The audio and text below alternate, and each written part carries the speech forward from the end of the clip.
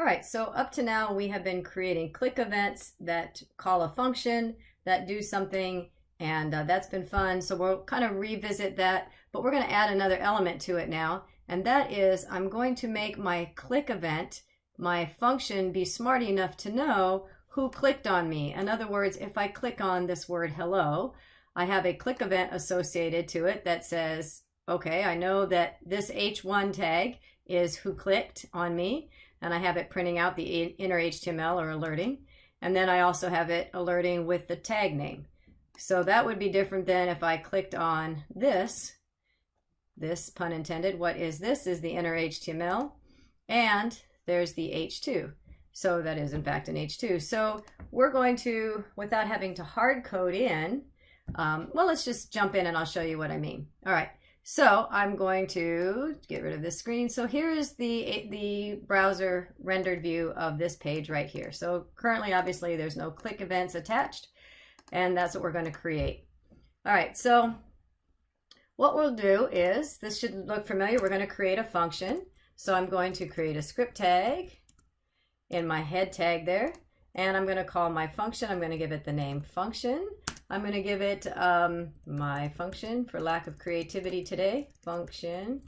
And then what we're going to do is we want to alert something. And what we're wanting to do is alert whoever clicked on me, we're going to alert the inner HTML as well as the tag name. So without, I could, I suppose, remember to call we could do this, we could do, well, even that would be difficult. How we're going to send two values, I suppose we could do call onClick equals my function, and I could send it two values. I could send it H1 to let us know what tag it was, and then I could send it hello maybe, or something along those lines, and then I could receive parameter 1 and parameter 2, and then I could print out parameter 1 and then parameter 2. That would certainly work, but really not what I'm going for. Let's just run that and see. So if I click on hello, looks like I've got an error, so I've already made a mistake. Remember, you can right click and choose inspect element, and then go to your console, and it'll tell you what your error is. It should tell you what your error is, but I can see that I misspelled on click. So, I don't even know. On double click. Okay, well, I just meant on single click. So now we'll try it again. There's my H1 that got sent over. That's good. It can't do this. So I'm gonna have to concatenate that. Okay, that might work. So we'll try that. Hi, hello. Yeah, but then if I want to do H2, now I'm going to have to hard code in H. So let's see if we can find a more efficient way to send some information to our function without having to hard code in all those values. There must be a way to do it, or else you wouldn't be creating this video. I know, right? All right. So what we're going to do is we're going to send, well, let's just create a parameter, and I'm going to call it my object, because that'll have a meaning in a minute. All right, so what we're going to do is we're going to set up this function to receive what we're calling an object.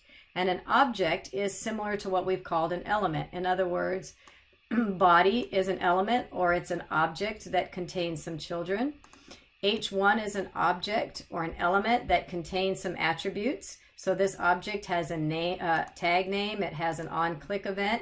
It's got an inner HTML. So we're going to start thinking of these things as objects that have properties that we can individually access. We've been seeing that in some other videos. And so how do I then send this object to, you mean I can send this whole element to this function? Yes, you can. And the magic way to do that is with this word this, THIS, all lowercase. And what this does is sends this entire object into this function, similar to as if I had done document get element by ID. Like if I were in here, let's say, this is just like if I had gone in here and I said ID equals my object. So remember, we've been doing var variable name, spelling var name equals, and then we do document get element by ID, get element by ID, and then we would go grab that ID, what did I call it, my object, and then once I had a hold of that object, I could do anything with it, like I could alert varname.innerHTML. We've done that before, capital TML. Okay, so the only difference is here I had to go get it. I had to get it with the get element by ID, but now instead of having to go get it, I'm actually going to send it. So now I have it here. I'm sending the hook to this object here into my object, which now has it. So now instead of doing varname.innerHTML, I should be able to do my object innerHTML. It's doing the same thing. It's just that I sent who called this function as opposed to going and getting it inside of the function. And so the point there is, well, let's make sure it works first. So if I click on hello, it does in fact pull out hello. And let's just double check that. Hello world. Let's just put in another word just to make sure that is in fact what we're getting. And then hello world is definitely what's printing. And the beauty of this now is that I can call this function from any of my elements. So now if I also needed this function, but I wanted it to be specific to the H2, I can do on click equals my function. I can do the same thing I did above, but this now is sending the H2 object into the function, putting that object into this variable, and now that I have it in that variable, I can access any of the properties of that object, such as innerHTML. So now if I click on this window, if I click on hello world, I get hello world.